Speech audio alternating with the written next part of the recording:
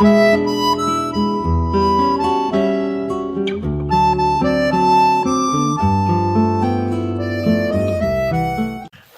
bom dia, boa tarde, boa noite. Esse aqui é o nosso canal Engenharia de Perspectiva, que é uma iniciativa, então, para discutir questões da engenharia. Esse canal ele é patrocinado pela empresa NEP Consultoria e tem o apoio do nosso Sindicato de Engenheiros do Estado de São Paulo. Tá?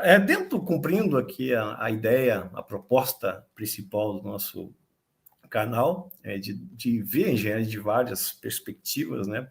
Hoje eu tive o prazer de convidar o professor Antônio Mariani, que é um professor da Escola Politécnica da USP, Departamento de Engenharia Mecânica, né, também há bastante tempo, ele dá aula lá na Universidade de São Paulo.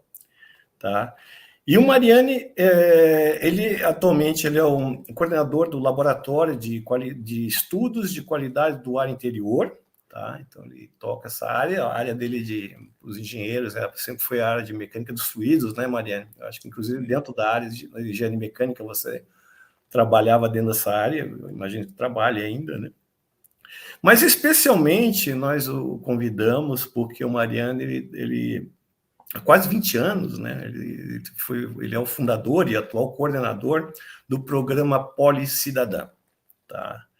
E o programa Policidadã, ele tem o objetivo, tá? Vou ler aqui para não fugir as palavras, de ampliar a sensibilidade dos alunos de graduação e de pós-graduação às demandas sociais. Para quem acompanha esse canal há mais tempo aqui, tive a oportunidade de falar com vários professores da área de história, né? E também na área de educação tecnológica, e essa questão de demandas sociais, né? Dentro da engenharia, sempre foi uma questão sensível que a gente teve a oportunidade de abordar. Quem quiser retomar esse tema das entrevistas, aí, eu recomendaria a entrevista do professor Walter Basso, né, que ele tem um profundo um militante, né, de educação tecnológica. Então, ele tem uma proposta de equação civilizatória bastante ampla, bastante interessante. Recomendo que vocês vejam essa entrevista. E outra com o professor Gildo Magalhães, que é um engenheiro também, e hoje é um professor titular da História na Faculdade de Filosofia, Ciências e Letras da USP, né? E eu recordava o professor Gildo, né, há muitos anos, nós dois como participantes lá do Centro de História da Ciência, nós fizemos um artigo, Mariane, no COBEM 99, né? E a questão era discutindo o currículo, né, de engenharia, né? E a gente deixava uma questão que era a seguinte: bom, qual a função social do engenheiro numa sociedade onde as demandas sociais são maiores ou tão importantes como as questões tecnológicas, né? Então, na verdade, a gente não conseguiu resolver, a gente deixou uma questão, né? E eu, inclusive, retomei essa questão aí depois de 23 anos, né, para ele, e a gente estava conversando, recomendo que vocês olhem aquele vídeo também.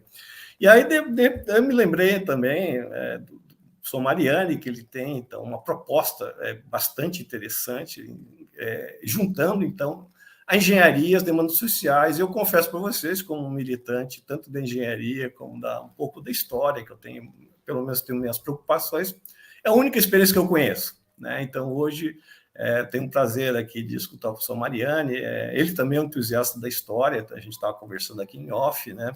E eu gostaria de passar a palavra, agradecer mais uma vez aí a participação dele. O Mariano sempre uma pessoa muito gentil, muito generosa, aí, que a gente tem muito prazer em estar conversando aqui. Professor, muito obrigado pela presença. Por favor, a palavra toda sua aí. Olá, Renato. Muito obrigado pelo convite, né? Eu também tenho essa sintonia. Nós fomos meio colegas lá da pós-graduação, não sei se você se lembra. Claro. Né? Eu sou um admirador também da sua trajetória, não só como engenheiro, mas como esse amante aí da história. Eu entendo, né? Sou membro da ASHRAE, né? Que é a Associação dos Engenheiros de Ar-Condicionado Internacional, e a ASHRAE valoriza muito a história. A ASHRAE valoriza que a gente, para se reconhecer e para entender um pouco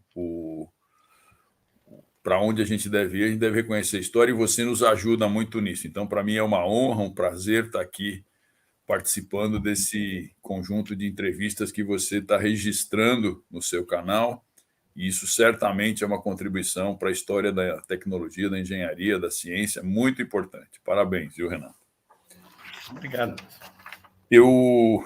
Enfim, você me pede para falar um pouquinho da minha trajetória, da minha história, né?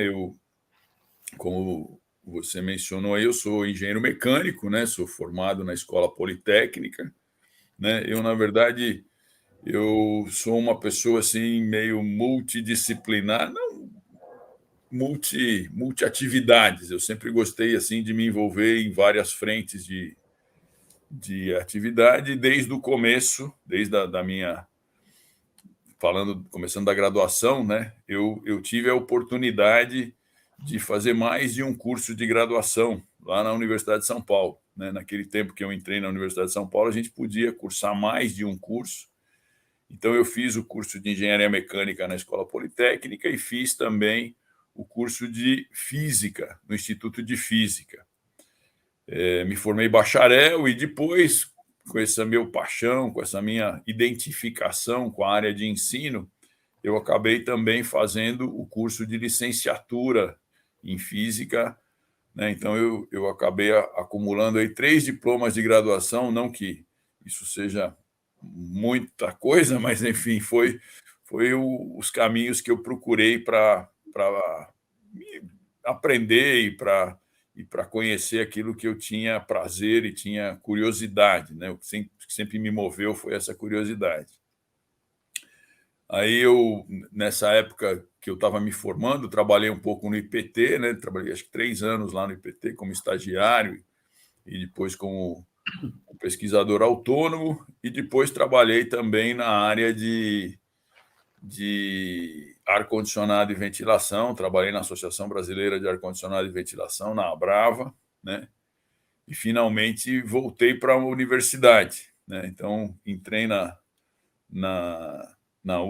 USP como professor, na Poli como professor em 1989, então já se vão aí 34 anos, 34 anos, né? Já completei até o período e o prazo da minha aposentadoria, mas continuo lá ativo, e acho que ativo e animado, né? E esses projetos que a gente acaba se envolvendo, né? Então, eu além de ser professor de mecânica dos fluidos, a aplicação da mecânica dos fluidos que eu identifiquei e realizei no meu mestrado, no meu doutorado, foi na área de ar-condicionado e ventilação, um pouco a partir da experiência que eu tive no IPT e na Abrava.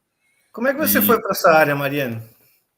Então, foi o IPT o meu V0, a minha identificação inicial, né? Eu fui fazer estágio lá, fui num primeiro setor que era de equipamentos industriais e aí recebi um convite para ir para a área de medição de vazão, né, que estava começando lá no IPT.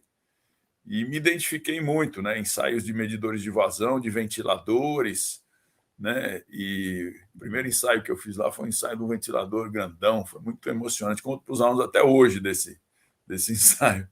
E aí uma coisa amarra a outra e aí eu saí do IPT e fui para a Brava, que também está ligado à ventilação, ao ar-condicionado. E quando eu voltei para a universidade para fazer mestrado, doutorado e também ser professor, eu entrei como auxiliar de ensino. Naquele tempo, a gente podia acessar ainda antes do mestrado. Eu acabei escolhendo como tema das minhas pesquisas um tema relacionado à medição de vazão, que é o que eu tinha estudado, aplicado à ventilação e ar-condicionado. Então, é um circular, né? Uma espiral em torno de um mesmo núcleo que vai crescendo e vai se acrescentando, né? Mariana, quem eram os caras aí que trabalhavam nessa área lá no IPT? O teu orientador foi o Pimenta, né? O professor Marcos de Matos Pimenta, um grande amigo, meu grande orientador, um professor... Mestrado e doutorado. Mestrado e doutorado. Isso é uma alegria que eu tive, uma oportunidade de ter o apoio, né, de uma pessoa brilhante, né? Um cara brilhante, né, recém-aposentado, né? Ele completou o tempo da compulsória esse ano, né, e se aposentou lá. Mas a gente sempre foi, eu tenho orgulho de dizer isso, ele sempre fala, meu parceiro Mariani, além de orientado, depois que ficamos colegas, né, e ele me considerava muito como parceiro.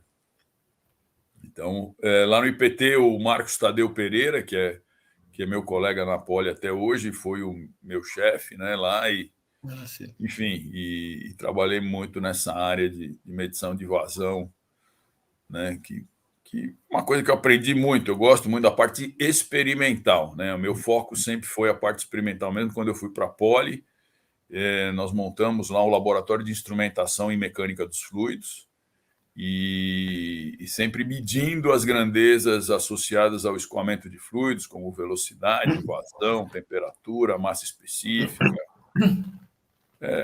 E esse foi a minha linha de pesquisa, né? Meu mestrado e doutorado foram na área de medição de vazão, né? Aplicado, como eu falei, a ar-condicionado e ventilação, mas foi o desenvolvimento de um sistema e de uma tecnologia de medição de vazão usando tubos multifurados. E aí, lá na Poli, né, eu então fui evoluindo, né, nessa área de mecânica dos fluidos, depois de terminar o doutorado, passei a orientar e atuar nessa mesma área de pesquisa, e hoje eu estou organizando esse novo laboratório, desde um pouquinho antes da pandemia a gente começou, que é o Laboratório de Qualidade do Ar Interior, estudos da qualidade do ar interior. E a pandemia nos trouxe assim um input, né? Uma provocação, porque a transmissão do vírus SARS-CoV-2, né? o vírus do coronavírus, é, sem dúvida, privilegiada por vias aéreas, né? Pela transmissão pelo ar. E aí nós passamos, a gente tinha já uma pesquisa investigando muito a parte de particulado e de gases, mas a gente não se preocupava tanto com a parte microbiológica. E a partir da pandemia nós passamos a aprender a estudar a parte também microbiológica, e hoje esse laboratório de qualidade do ar interior ele tenta associar esses três grandes fatores, né, que é o físico, o químico e o microbiológico. E é uma coisa muito importante hoje, né? A gente tem a valorização do ar, da avaliação da qualidade do ar interior nos ambientes internos, não só como uma questão de conforto, mas como uma questão de saúde, né? De salubridade. E nesse caminho, né? Falando um pouco... Desculpa, só, qual o produto final aí desse laboratório? É você criar sistemas de controle de qualidade de ar ou estudar? O que a gente tem estudado, né? Os últimos artigos que a gente publicou e o que a gente tem estudado é a correlação entre os vários fatores que envolvem a qualidade do ar interior. Então, como eu falei, são três categorias: os físicos, os químicos e os biológicos. E a gente relaciona isso com os sistemas de ventilação que são aplicados naquele ambiente. Os sistemas de ventilação precisam de renovação do ar interno. Então, existe uma vazão de ar exterior que entra dentro do ambiente para renovar o ar. E existe uma filtragem do ar. Então, a gente relaciona como é que esses dois elementos, renovação de ar e filtragem de ar, influenciam na presença desses poluentes ou desses elementos que podem interferir na qualidade do ar interior, nessas três categorias: os particulados finos, particulados mais grossos, a presença dos micro-organismos em suspensão. Os micro-organismos acabam se associando aos particulados para poderem se deslocar, porque o nível, o tamanho do micro-organismo, né, o coronavírus, o tamanho dele é de 80 a 160 nanômetros, né? Os particulados estão na ordem de micrometros. Né? Então, são elementos que precisam interagir para serem transportados. É isso que a gente tem estudado. A gente avalia a concentração de particulados lá nos ambientes internos. A gente tem usado a universidade, o nosso foco, né, de pesquisa experimental são as salas de aula da universidade. Eu recebi uma missão lá, né, e eu acabo aceitando muitas coisas, não deveria, mas acabo aceitando, de viabilizar um sistema de ar-condicionado e ventilação para salas de aula da mecânica, mecatrônica e naval. E eu usei, eu falei, não, eu topo, a gente faz aí um pré-projeto, um anteprojeto, acompanha a instalação, mas eu quero ter numa dessas salas um ambiente de pesquisa. E aí a gente transformou uma das salas numa sala onde a gente faz os experimentos. Interessante. E eu vou até contar porque a gente faz. Então, só que a gente precisa jogar nos vários times, né? Então, a gente acaba fazendo a pesquisa junto também com as atividades do Policidadão. Eu posso até contar um pouquinho disso aí daqui a pouco. Tá bom. Mariana, não, só uma curiosidade que para quem não, para as pessoas que estão aqui em São Paulo, elas entendem bastante bem, né, essa interação do IPT com a USP, né? Mas você poderia contar um pouco, assim, a impressão que eu tenho que antigamente era muito comum, né, essa interação dos professores, por exemplo, boa parte dos professores que conheci na Poli já tinham trabalhado em IPT, e isso era muito comum. Eu não sei se hoje, me parece que não é tão comum assim, né? Mas na sua época, nessa época que você veio de lá, era quase todos que trabalhavam lá davam aula, né? É isso mesmo. E, inclusive, foi assim que aconteceu, né?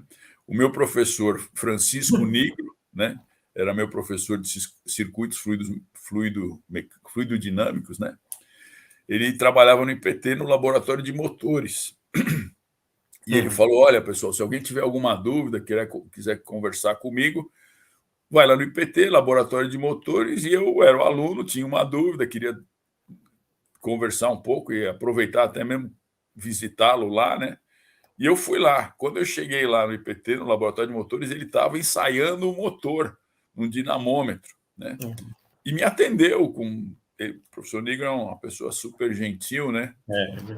Me atendeu no meio do ensaio lá, né? E eu tive a oportunidade de ficar um minutinho sentadinho lá, aguardando ele a fazer uma parte do ensaio e maravilhado, né? Então, de fato, existia, né, essa proximidade e muitos professores nossos eram do IPT, né? Os professores de mecânica dos fluidos, a gente teve vários colegas que trabalhavam no IPT, né? O Saburo Ikeda foi diretor técnico do IPT, além do Marcos Tadeu, o Maurício Trielli, né? Então existia essa ligação Poli e IPT muito forte, né? E a gente frequentava. Eu tentei manter isso, né? Eu como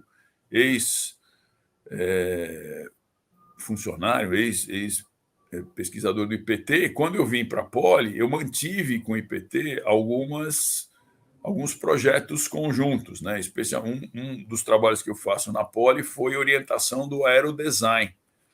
Né? E o aerodesign são equipes de alunos de graduação que projetam aeronaves cargueiras para cumprir uma missão numa competição universitária.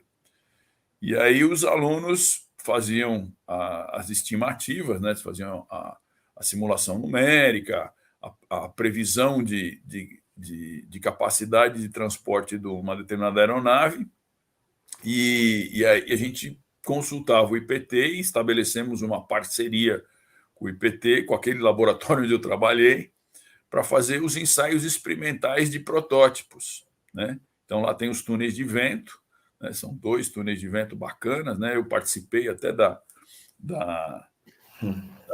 montagem, não, do início do projeto. Eu participei muito pouco do início do projeto, foi feito pelo Nilson Taira, que atualmente é o responsável lá, né? Que era meu colega de estágio naquela época, nos anos de 85 a 87, né? 1985, 1987. Então, a gente manteve esse vínculo, eu tentei manter, e a gente usou os túneis de vento com apoio do IPT, muitas vezes, para fazer os ensaios dos protótipos, também de alunos que eu orientei no mestrado, né? A gente fez ensaios usando os túneis de vento lá do IPT. Hoje isso realmente diminuiu um pouco, né? Porque, enfim, as pessoas se aposentaram, né? A maioria deles se aposentou, né? Esses que eu citei, o único que está ainda nativo, o Marcos também saiu do IPT. Então, a gente reduziu muito o número de professores que são duplos, né? Trabalham na Poli e no IPT. Isso que ajudava muito, né? Isso, de fato, né? E está nas origens do IPT, né? Falando de história, se você voltar para a história do IPT, ele nasceu como laboratório de resistência dos materiais da Poli, né? Uhum. Uhum. Só para comentar, né, que é o Gabinete de Resistência de Materiais, né, de 1899. Não, IPT, a USP é 34, IPT é 38, né, mas só para quem não é de São Paulo, né, que talvez não conheça, mas o IPT fica praticamente dentro da USP, né, então a proximidade ali da Poli também, 5 minutos caminhando, você está dentro do IPT, ou pelo contrário, indo para a Escola Politécnica, então são instituições bastante próximo. Eu mesmo, na pós-graduação, cheguei a ter aula lá no IPT, era comum a gente ir lá e conversar com os professores, né, que dividiam as atividades.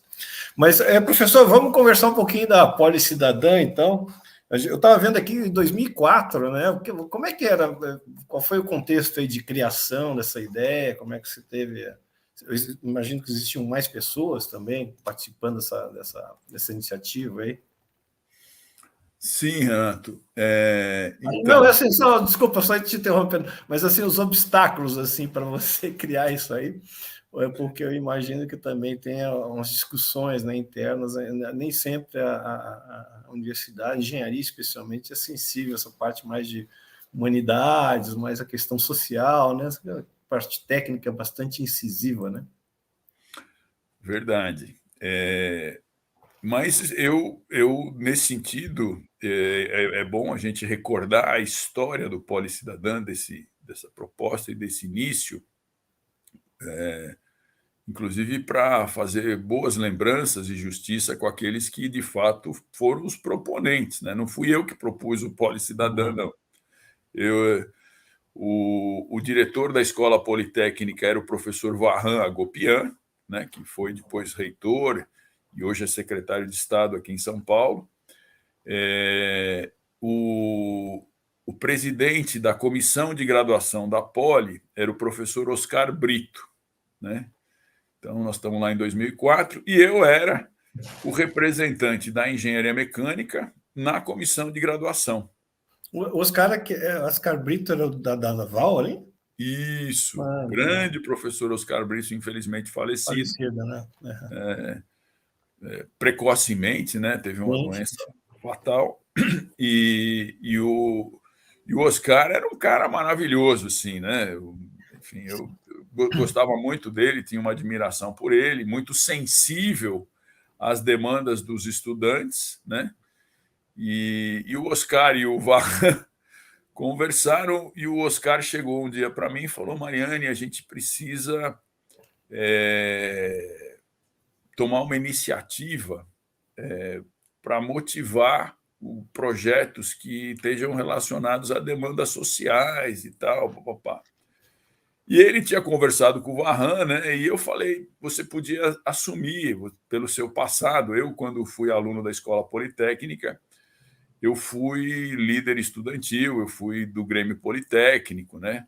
Assumi, inclusive, o papel de presidente do Grêmio, isso lá nos anos 80, né? E sempre tive uma atuação importante, né? Sempre entendi que, como cidadão e como pessoa da sociedade, a gente tem que contribuir e acompanhar a vida política e se posicionar politicamente, né? Então as pessoas sabiam disso, né? E minhas posições eram a favor de que a universidade tivesse atenção também para as demandas sociais. Mas o Varran depois me chamou, o diretor da escola. O Oscar me convidou, eu falei, não, eu tenho muitos projetos, eu já sou orientador do aerodesign, eu tenho meus projetos de pesquisa. Eu relutei, a verdade é essa. E aí o Varran me chamou e falou, olha, Mariane, eu percebi a sensibilidade do professor Varran, né?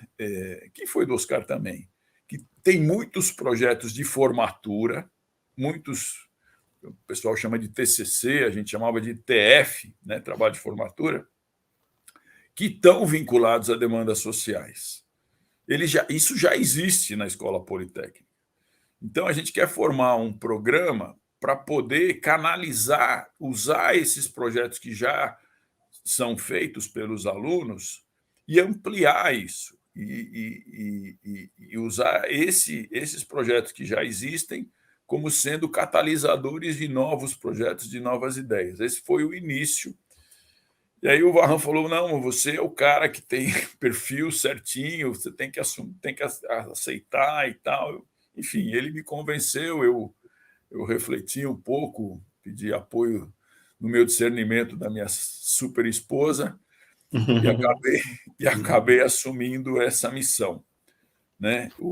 Então, o programa Policidadão é um programa instituído pela diretoria da Escola Politécnica, por meio de uma portaria. Então, ele é formalmente um programa estabelecido dentro da Escola Politécnica por essa portaria, né, pelo professor Varran, que depois foi renovada essa portaria por outras diretorias da Escola Politécnica, reestruturando um pouco o programa.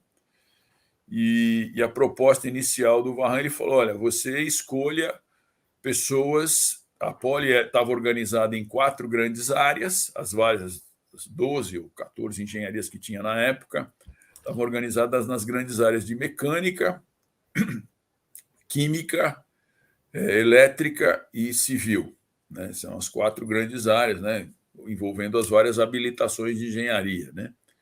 E ele falou, olha, eu suponho que para a gente se envolver em todas essas áreas é importante ter um professor de cada área, pelo menos. E eu convide pessoas que você percebe que têm afinidade com essa proposta, com esse tema. E eu convidei o professor Samuel Márcio Toffoli, que tinha sido meu colega e companheiro na época da gestão do Grêmio Politécnico, que estava na engenharia química, o professor Alberto Hernandes Neto, que era meu colega, meu amigo lá da engenharia mecânica, o professor Silvio Melhado, da engenharia civil, né?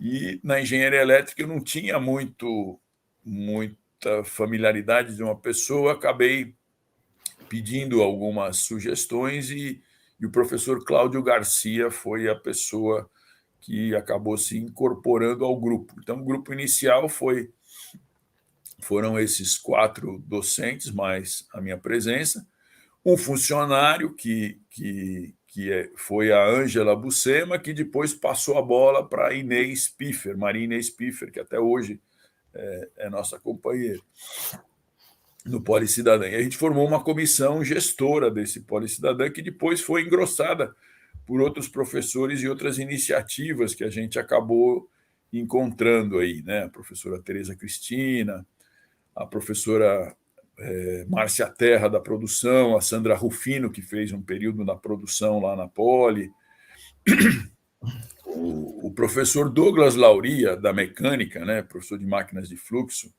né, que topou fazer uma imersão no Policidadã, e até hoje ele também se aposentou, mas até hoje ele nos ajuda diretamente.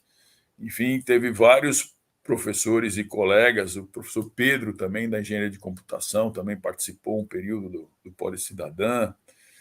Enfim, muitíssimos docentes participaram, não diretamente da gestão do Policidadã, né? Nós tivemos mais de uma centena de projetos acompanhados e promovidos pelo Policidadã. Infelizmente, nesse momento, o nosso site, que tinha um banco de dados de todos esses projetos, ele saiu do ar há uns anos atrás e a gente perdeu a máquina, teve um problema operacional e a gente está querendo agora, espero que a gente consiga recuperar isso esse ano para colocar no ar toda essa história, né? Eu queria também fazer menção que uma coisa que me provocou e que me fez aceitar foi o meu colega professor Marcelo Massarani, que ele orientou um projeto que foi, eu considero esses projetos que o Marcelo Massarani, o Marcelo Alves, lá da mecânica, foram também iluminadores para o Policidadã. O projeto do Marcelo Massarani, um caminhão de lixo que fosse compatível em dimensões comunidade, na época uma favela, de Heliópolis, aqui em São Paulo, porque o caminhão de lixo não entrava nas ruelas, problema dimensional, né? E aí o Massarani orientou um aluno, e isso foi iniciativa também do aluno, que foi lá em Heliópolis, levantou os parâmetros e projetou um caminhão compacto, compatível com as ruas de lá, e que pudesse ser acoplado no caminhão maior. Então, o caminhão maior fazia a coleta na parte externa, né, no perímetro da comunidade, o caminhão interno entrava nas ruelas, e aí permitia que as pessoas tivessem essa facilidade de colocar o lixo na sua porta, senão elas tinham que levar sempre para a periferia externa. E o aluno projetou o mecanismo de acoplamento, tudo. E foi um projeto que ganhou um prêmio, né? E o Massarani não pôde receber o prêmio. E aí o Massarani falou: Mariane, vai você lá, eu tenho esse projeto que eu orientei e tal, receba o prêmio no meu lugar. Um prêmio, um evento, Rede Globo, o Chico Pinheiro. E eu fui lá receber o prêmio, né? Humildemente, né? Como representante do Massarani, e percebi, né? Isso saiu na televisão e tudo, e percebi da importância desse tipo de coisa, né? E percebi que muitos dos nossos alunos, né, tinham e já faziam, então, projetos atendendo a demandas sociais. Eu acho que foi, não sei se foi também o Massarani ou o Marcelo Alves, que fizeram um grupo de alunos, fez um projeto. Teve um aluno que ficou com mobilidade reduzida por conta de um acidente de moto.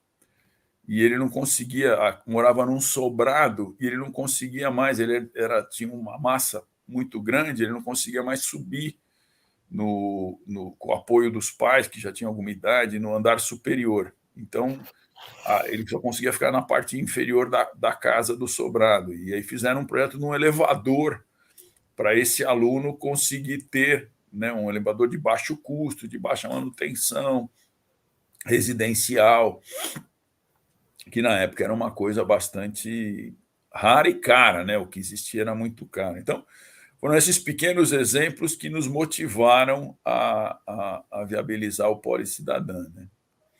Eu posso contar um pouco da história da evolução, não sei. Sim, claro, não, é exatamente isso a ideia. Tá? Então, e aí também fazendo um pouco de justiça brasileira, né? A gente começou a promover, então, esse conjunto de projetos. A ideia, então, era pegar, primeiro ponto, os trabalhos de formatura e conversar com todos os coordenadores dos trabalhos de formatura em todas as habilitações de engenharia da Poli e falar para os caras: olha, motivem seus alunos. E a gente foi lá, fizemos palestras em todas as engenharias, na comissão de graduação, falando: olha, vocês podem usar temas que atendam a demandas sociais para fazer os seus trabalhos de formatura. E isso pode ser bacana. Motivar os orientadores e motivar os discentes, né?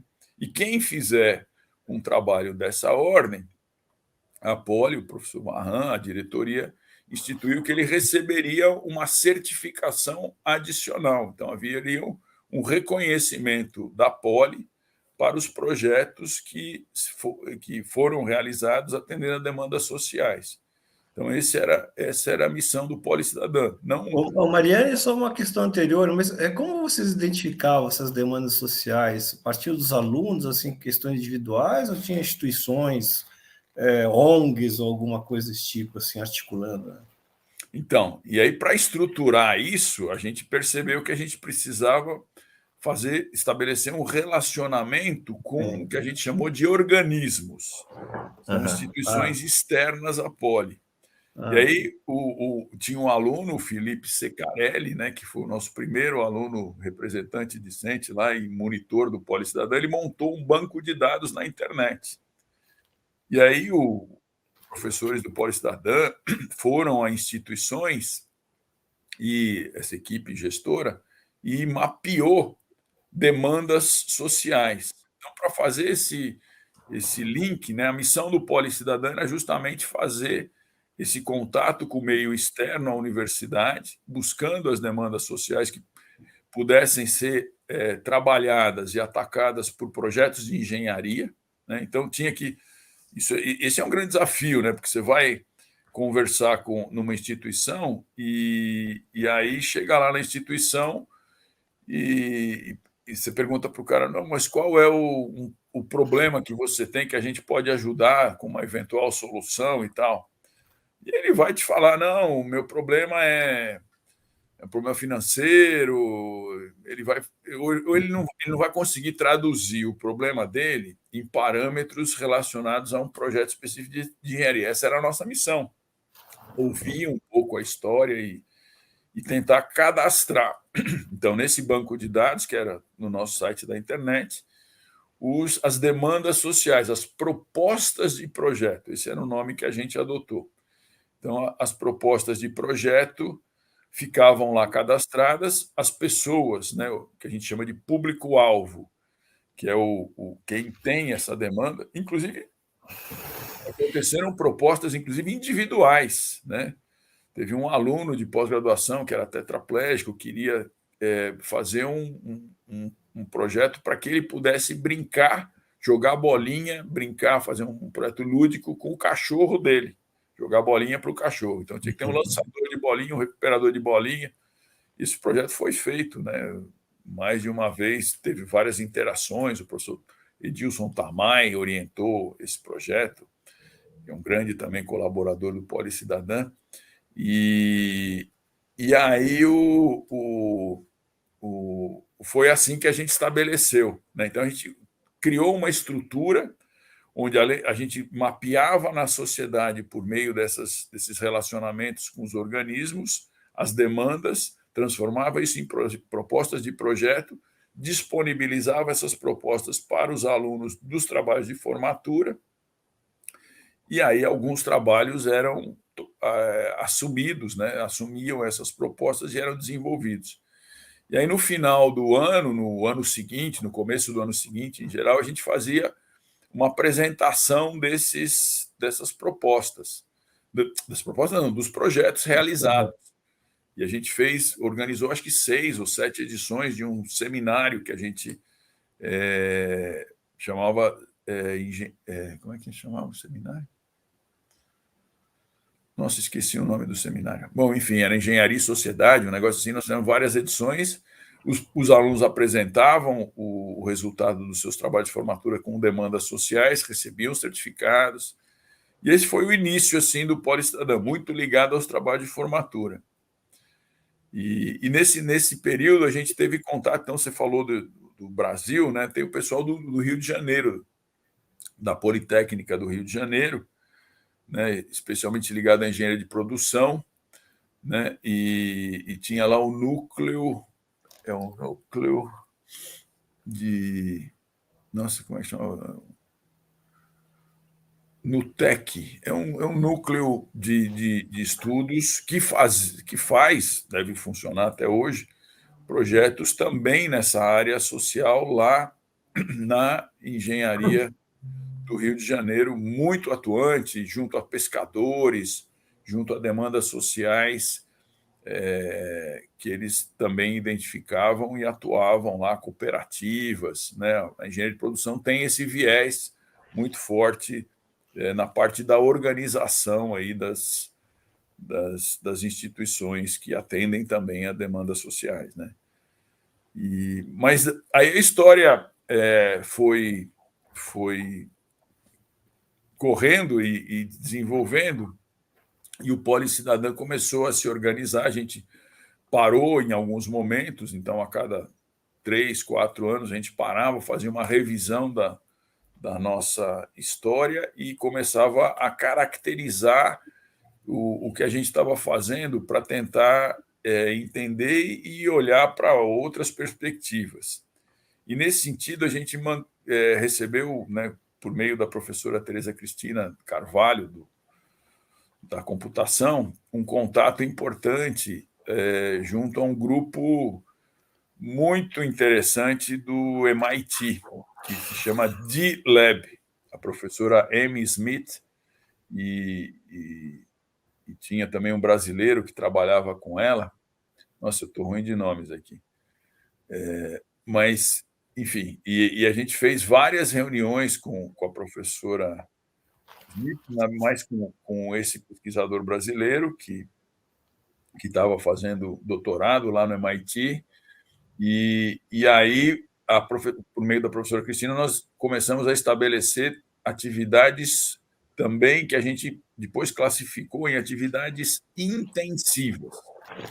Nós dividimos as atividades do Policidadão em dois grandes grupos: as extensivas, que aconteciam por meio dos trabalhos de formatura, alguns projetos de iniciação científica também aconteceram ao longo do ano. Eram projetos que tinham uma duração maior e um processo acadêmico maior. E depois as atividades intensivas, que aconteciam nas férias. E aí nós passamos por meio dessa interação com o grupo do MIT, a interagir juntando alunos da Poli, alunos do MIT e também com o apoio da Fundação Bradesco, né? Então, a Fundação Bradesco tem escolas em locais onde a questão social é mais relevante, são locais muito carentes, né, de infraestrutura, principalmente de ensino, e a gente passou a fazer projetos nas férias de maneira intensiva, 14 dias, 15 dias, em um lugar que tinha a Fundação Bradesco. Nós fomos principalmente para Tocantins, no Amazonas, então iam 5, 6 alunos da Poli, 5, 6 alunos do MIT, e se juntavam com os alunos que eram do ensino médio da Fundação Bradesco, no curso lá que havia no assentamento de Canoanã, né, na cidade de Formoso do Araguaia, e um professor, a Inês, o Douglas, ou o Samuel, foram nessas várias iniciativas, e lá, nesses 15 dias, faziam projetos intensivos. Nos primeiros dias, a gente mapeava as necessidades daquela comunidade, daquela região, e procurava, ao longo dos outros dias, dos outros 10 dias, propor soluções para que pudessem ser atendidas aquelas demandas sociais. E aprendemos muito com isso, né? E isso foi uma ação. E aí eu comecei a aprender que, né, também eu, o professor Douglas, né, buscamos aí referências bibliográficas interessantíssimas que os americanos já haviam proposto, publicado, né? A professora Amy Smith, ela falava assim que o público-alvo dela, ela teve uma história incrível, né? Passou alguns anos morando na África, lá morando diretamente em comunidades bastante pobres, né? E levando a tecnologia para aquela comunidade, para aquela realidade, né? E a proposta deles era Design for the Other 90%. E a visão é que a tecnologia é acessada só por 10% da população mundial. Então, nós temos que olhar para os outros 90%. Isso me comove até hoje.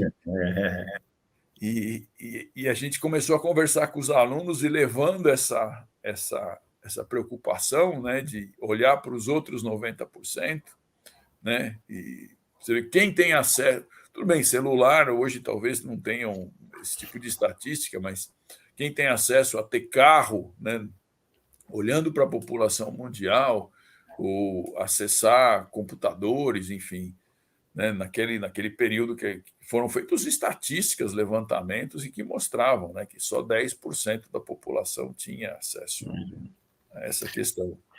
Mariana, deixa eu te perguntar uma questão que, como engenheiro até, né, eu vou perguntar para ti. Mas um projeto desse também demanda recursos, né, demanda o tempo de vocês. Imagino que vocês, muito tempo, vocês tenham tomado das atividades de vocês para se dedicar, mas também recursos, né? E um projeto desde a concepção até o acabamento dele vai um tempo, né, até fazer funcionar, né? Quer dizer, existe uma estrutura, uma infraestrutura que me parece bastante relevante, né? E uma outra questão paralela a isso aí, você tem uma ideia assim para quantificar isso aí, eu não sei se você tem uma estatística em relação ao número de projetos TCC, quais deles que estavam relacionados à Poli Cidadã, alguma coisa assim. Só para ter uma ideia do volume assim, de atividades que vocês desenvolveram nesse tempo aí. Né? Tá. Em relação aos recursos, esse é um ponto muito importante. Porque não adianta você ir... o pessoal da África, por exemplo, a Amy Smith falava isso. Não adianta você ir lá para a África e falar para eles qual o problema. O problema é transporte. Tem uma produção agrícola, transportar para o local onde ela vai ser comercializada. Né? Então você vai lá, não, vamos verificar o caminhão, o veículo de transporte mais compatível. O mais compatível é aquele que pode sobreviver naquela realidade. Então, o recurso, os projetos têm que ter uma compatibilidade com a disponibilidade de recursos local. Então, esse é um ponto-chave. Então, ele tem que ser de baixo custo. Então, esse é um... A Amy Smith falava, nós temos que trabalhar com pessoas que têm renda per capita de $2 por dia. Né? Essa é a realidade. Então, a gente nunca demandou, né, para fazer os projetos de muitos recursos, porque a proposta era fazer projetos de baixo recurso. Nesse exemplo que eu dei da África, a solução foi reforçar uma bicicleta, porque havia uma solução de manutenção de bicicletas lá naquela região da África, né, e que podia atender aquela demanda. E a mesma coisa a gente fez aqui no Brasil, lá em Canoanã, né, nessa região de Formoso do Araguaia, os projetos todos eram com visão de baixo custo. Né? Então, um projeto que foi muito estudado e é até hoje, né, muito utilizado, que é um projeto de purificação da água usando radiação ultravioleta, radiação solar, com a água em garrafas PET. Né? Então, a garrafa PET era um reciclável que estava disponível e aí foi usado a própria radiação solar, que não tem custo. Né? Foi pensado também na parte de ventilação dos ambientes internos das residências, que usavam fogão a lenha, né? e fazendo pequenos dutos usando latas de óleo, que era uma coisa que estava disponível no local. Então, sempre o recurso tem que ser um recurso que seja acessível para aquela população reproduzir aquela mesma solução. Né? Um projeto deu muito certo lá também, usando a parte de latas, de recicláveis e tal. Foi um projeto de proteção dos armazéns de grãos. A cultura principal era arroz, né? E outros grãos, e eles ficavam armazenados em alguns armazéns, e os roedores vinham nos armazéns e deterioravam a produção lá que era armazenada. Então, como fazer? Então, fizeram armazéns suspensos e nos pés, usando latas em cones invertidos, né? Faziam proteção nos pés, e os roedores não conseguiam dar a volta nessas proteções para poder acessar os armazéns. E, com isso, protegeram o material que era produzido na agricultura. Mas mesmo esses recursos baixos aí, então era a comunidade de onde via a demanda, eles ficar a responsabilidade deles. Ou vocês tinham alguma... Não, a gente teve apoio da Fundação Bradesco para viabilizar os recursos, para a gente poder ir lá, para poder ter a infraestrutura das oficinas ali da Fundação Bradesco naquele local, por exemplo. Nos trabalhos de formatura, nós tivemos alguns apoios fornecidos pela FDTE, né, que pequenos projetos viabilizou algum recurso, a própria Escola Politécnica, mas sempre com essa visão que tem que ser barato, tem que ser compatível, porque não adianta a gente inventar uma solução mirabolante que depois nem vai ser possível manutenção, nem ser possível reprodução naquela... Exatamente. Resolver o problema naquele instante e ali, daqui a 2, 3 anos tá a mesma coisa. Entendi. Então, isso... E o número de projetos, né? Foram mais de 100 projetos desses de graduação e de iniciação, que estavam cadastrados lá no nosso banco de dados, na ordem de 100, 120 projetos que foram realizados nesses anos, entre 2004 e 2017, 2018, que foi o período principal desse tipo de atividade. Aí, depois, nós passamos também a fazer algumas parcerias. Aí, o Policidadã, em 2015, 2016, ele ampliou um pouco e mudou um pouco também a sua área de atuação, fazendo parcerias com grupos de alunos. Não, isso é uma esperança para nós maravilhosa, né?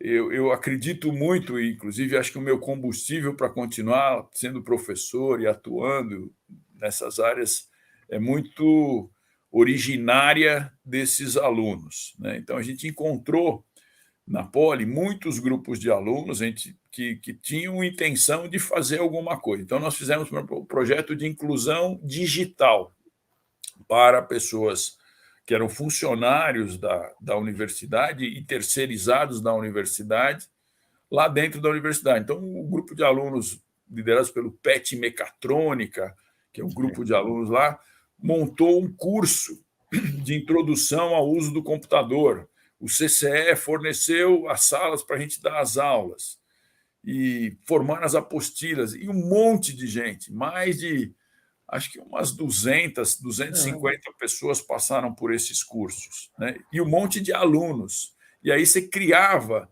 porque como é que aumenta, né? Você falou do objetivo do Policidadã. Nosso objetivo não é resolver os problemas do mundo, né? A gente não, todos ou alguns, né? São pequenas sementes que a gente coloca, mas o principal é criar essa sensibilidade, né?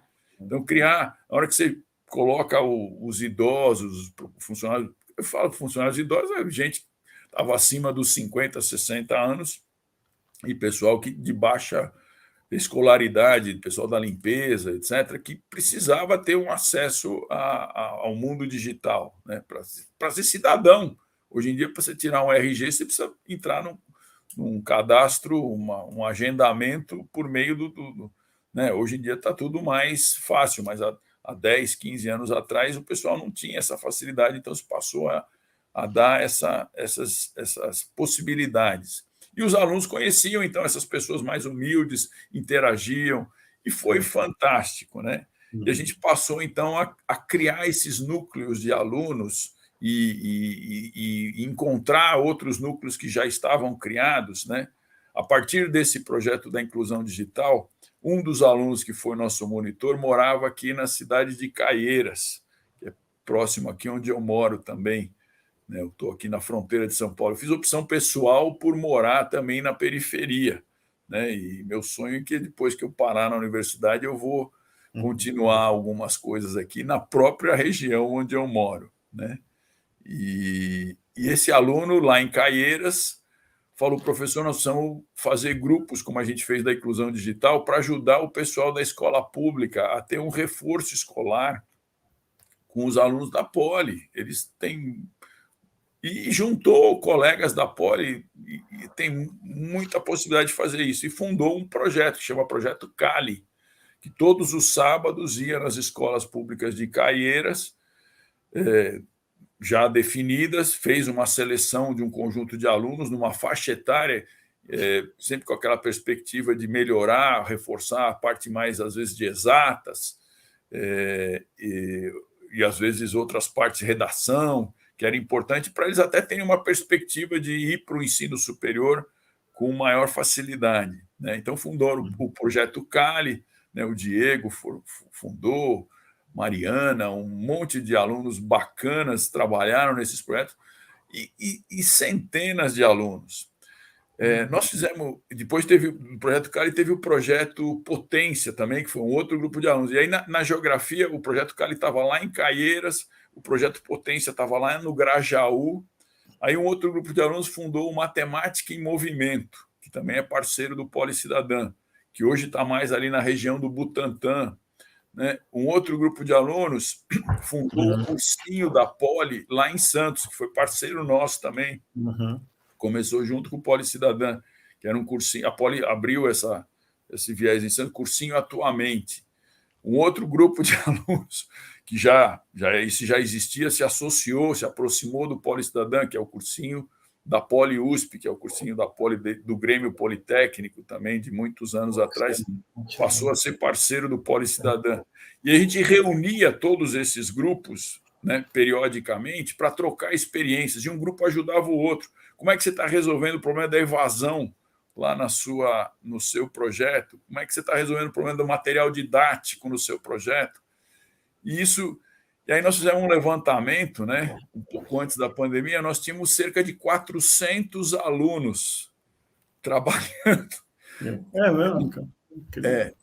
Eu acho que foi dessa ordem, em média, né? Chegou a um pico de 400 alunos trabalhando nesse conjunto de projetos parceiros.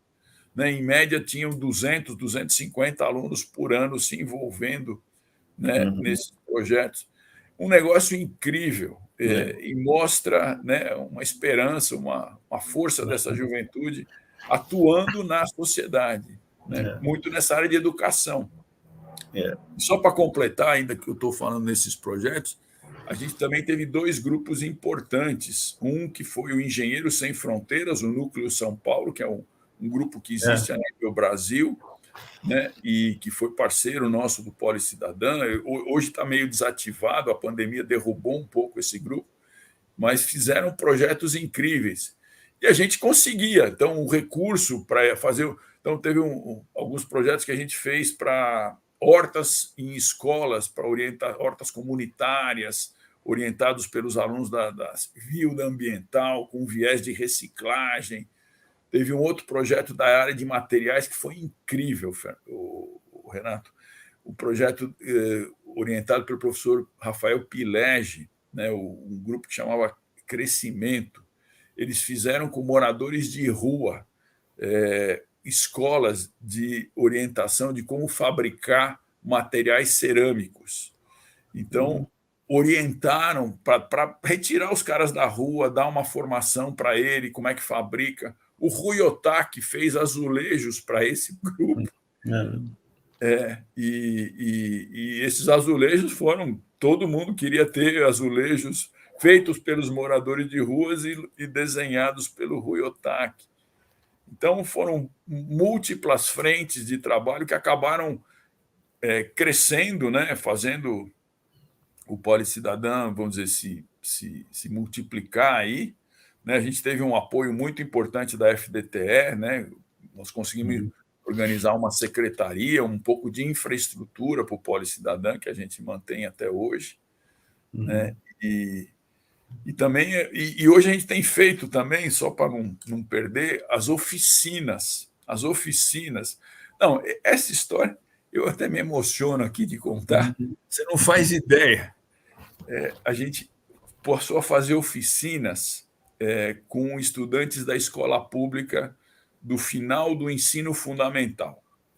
Então, a gente pegava alunos da Poli, 30, 40, 50 alunos da Poli, iam ser monitores de uma oficina de carrinho de rolimã, proposta dos alunos do Centro Acadêmico, do CAM, Centro Acadêmico da Mecânica e Mecatrônica. Professor, a gente tem a corrida, o GP e tal, tem um monte de criançada lá que quer fazer carrinho, vamos fazer um projeto? Vamos fazer um projeto educacional. Né? Então, a gente foi lá, pegou aquela criançada, da comunidade vizinha ali, da São Remo, atravessamos o muro da USP, pegamos o pessoal da São Remo, trouxemos para a Poli. Nós fizemos, agora faz um mês atrás, a 10ª edição dessa oficina. E essas crianças vinham lá na Poli, passavam o final de semana com a gente, com esses alunos monitorando. Equipes, cada equipe ganhava um caderno de projeto, parafusos, chaves, como é que você mede um parafuso, como é que você caracteriza, como é que você monta, como é que você faz um pequeno projeto de engenharia lúdico. E aí começamos a fazer esses projetos. Chegava no final da oficina, a gente falava, agora vamos conversar sério. Tem até um projeto lá também bacana, que foi o nosso parceiro, chama Falando Sério. Falando sério, o que você vai fazer agora no seu ensino médio? Né? E aí a gente dava um folhetinho para ele, vamos fazer uma escola técnica? Você gostou dessa atividade? Pode não ser na área de mecânica, pode ser na área de elétrica, na área de computação, na área do que você achar, mas a escola técnica vai ser uma coisa mais forte para a tua educação.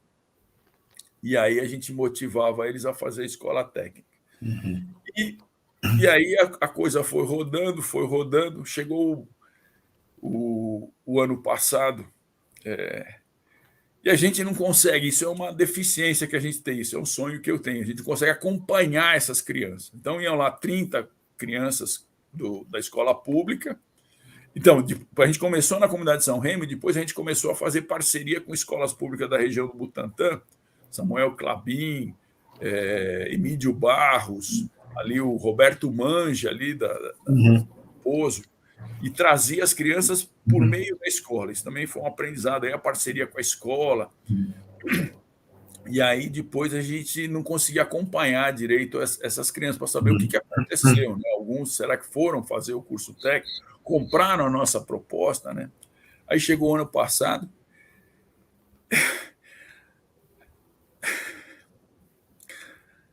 a gente fez uma reunião para organizar uma oficina dessas, e aí tinha um monte de alunos da Poli lá.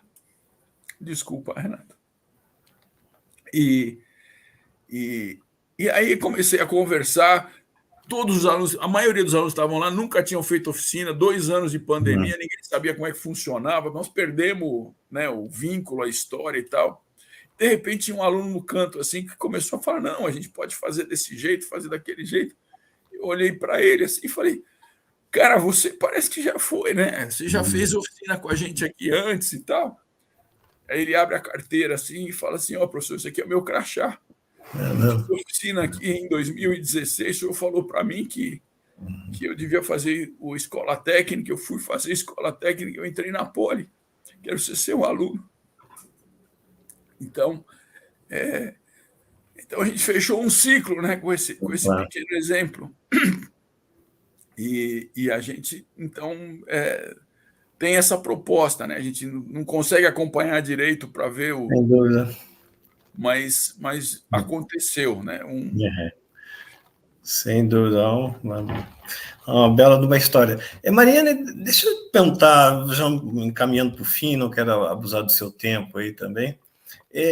A universidade, quer dizer, ela sobrevive, né, sobre um tripé, né, ensino, pesquisa e extensão, né? Você está me falando aí a questão de extensão, que é um dos trabalhos talvez o mais relevante que eu tenha conhecido, e olha, conheci bastante coisa também da USP, tive a oportunidade de trabalhar com a história da USP, né? Então você está me falando de um trabalho bastante especial, bastante expressivo, né? Por outro lado, a universidade é muito criticada, né? Aquela história de Torre de Marfim, que vira as costas para a universidade, que está imbuída, quer dizer, essa história que você já ouviu várias vezes, né? Com relação à visibilidade desse teu trabalho, assim, externamente, quais são, assim, as ações que vocês têm, além da repercussão, evidentemente, como você mesmo acabou de falar, de reunir pessoas, desses spin-offs, né, de grupos, né? Porque isso é uma coisa interessante, né? Porque ele vai exatamente de contra com várias das críticas que são feitas à universidade, exatamente esse entrosamento, essa busca de demandas sociais por solução, né? Mas visibilidade eu sei que não depende tanto da gente, né? Mas provavelmente, como é que vocês pensam isso aí, né? Então, já há alguns anos tem havido essa preocupação. A última gestão, quando o Varran era reitor, o professor, que era o pró-reitor de graduação, Quadrado, bom, enfim, me esqueci o nome, professor da medicina, ele promoveu um edital e um projeto interno à USP, financiando projetos semelhantes ao Policidadã. Renato, e fez seminários e fez divulgação dos resultados que foram feitos. São dezenas em todas as unidades da USP, né? Na agronomia, na biologia, na oceanografia. E então existe, né, uma preocupação de apoiar, né? Eu percebo isso, e existe uma preocupação de dar visibilidade, sim, né? Agora, nós temos que dar novos passos aí, né?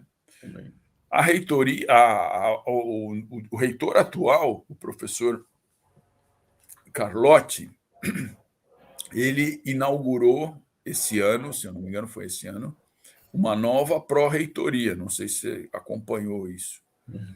Tem uma pró-reitoria agora que está focada um pouco nessa questão da inclusão, né, das pessoas que precisam de maior atenção dentro do público da universidade e daqueles que estão fora da universidade e que podem vir, né? Hoje a universidade tem um processo seletivo, né? Um processo de vestibular e de entrada, onde metade das vagas estão direcionadas para estudantes da escola pública, né? E algumas dessas categorias que têm referências especiais. Então, isso tem tido uma atenção maior e tem tido. Agora, nós fizemos projetos.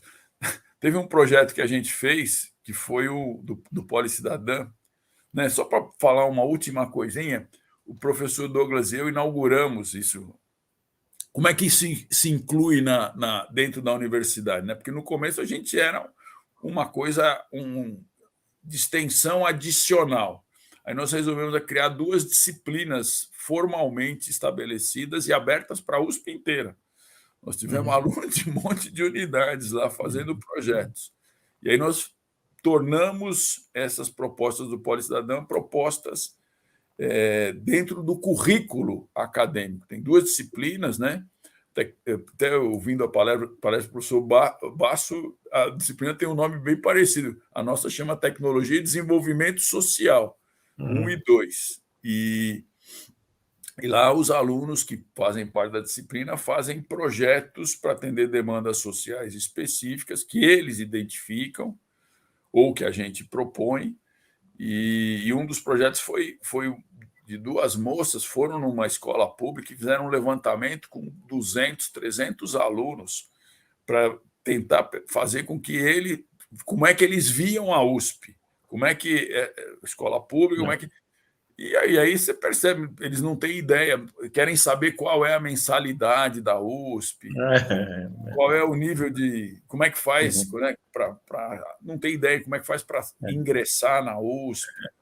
Né? Então, e as meninas, a partir desse levantamento, dessa pesquisa, fizeram um projeto de informação e de motivação para que as pessoas pudessem ter o ânimo e o entusiasmo e se prepararem para vir cursar um curso universitário. Então, são ações de aproximação que estão acontecendo, né? Mas é um caminho longo ainda a ser percorrido.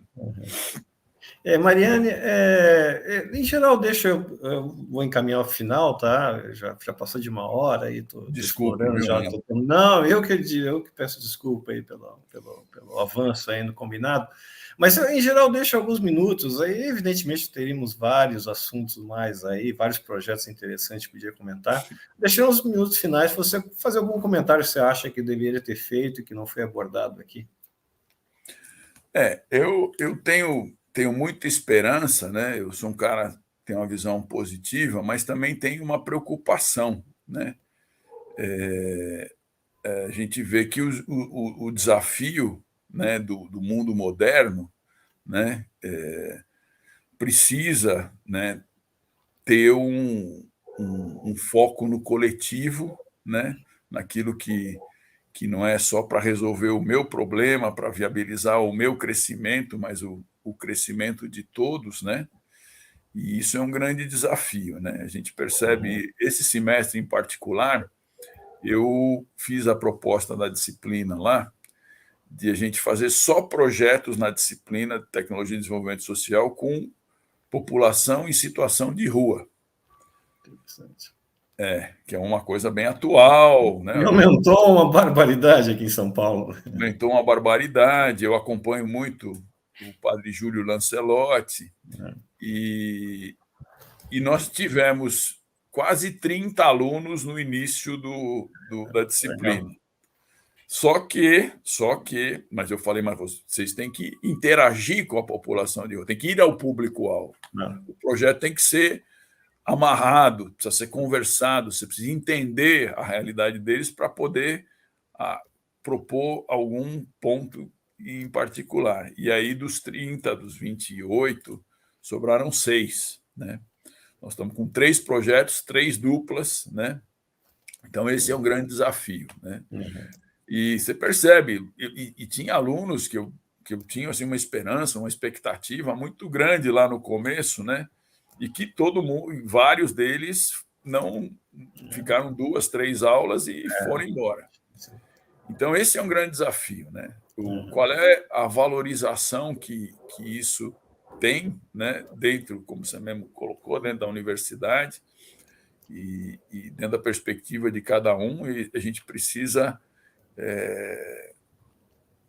ter essa valorização, precisa ter essa e fomentar essa consciência, né? Porque quando o estudante universitário tem as provas de cálculo de resistência de materiais, de mecânica dos fluidos com o professor Mariani e outras aí, e tem a tecnologia de desenvolvimento social como uma optativa, e ele às vezes não consegue dar conta de associar todas essas frentes aí, né? Porque também a valorização e a perspectiva dele não estão, talvez, organizadas para isso, né? Acho que esse é um grande desafio que a gente precisa ir à frente, né? Eu assisti outro dia uma palestra do médico neurologista, o Miguel Nicoleles, né, que fez uma experiência educacional lá no Rio Grande do Norte, né, depois de ter sido genialmente criador da interação homem-máquina por sistemas neurológicos, né, um cara incrível, né, e que acreditou naquilo que é pouco provável, né? Ele chama de acreditar no impossível, né? Eu acho que a gente tem que acreditar um pouco no impossível, mas tem que brigar, né? Tem que batalhar para que a valorização desse impossível, essas propostas alternativas e audaciosas aconteçam efetivamente. Eu acho que isso é o que eu gostaria de deixar como mensagem final. Uma bela mensagem. Mariane, te agradeço muito a tua atenção, tá? Evidentemente, bom, gostaria de deixar meus parabéns pelo teu trabalho, né? Você comentou que o professor Varran foi um dos idealizadores, né?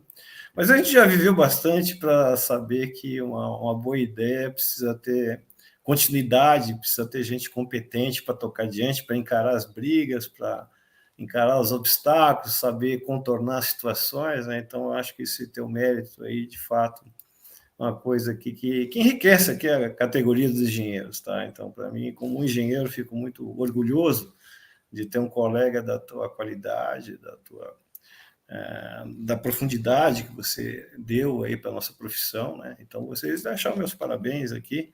Obrigado. E agradecer mais uma vez aí a tua participação. E espero que outras oportunidades aí a gente possa ter pela frente. Tá bom, Mariane? Muito obrigado pela tua presença aqui, pela tua fala. Um grande abraço, tá? Grande abraço a você também. De nada, um prazer estar aqui.